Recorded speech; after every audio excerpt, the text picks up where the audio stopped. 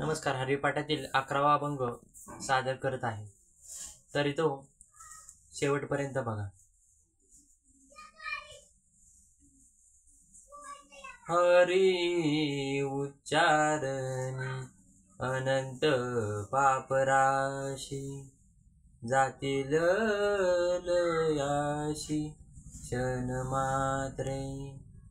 तृण अग्निमेळे समरस झाले, तैसे नामे केले जपता हरी. हरी उच्चारण मंत्र पयघाद, पळे भूत बाधा भेने तेथे. ज्ञानदेव म्हणे हरी माझा समर्थ, न कर व्यर्थ उपनिषदा. हरी मुखे मना, हरी मुखे मना, पुण्याची गणना फूल करी.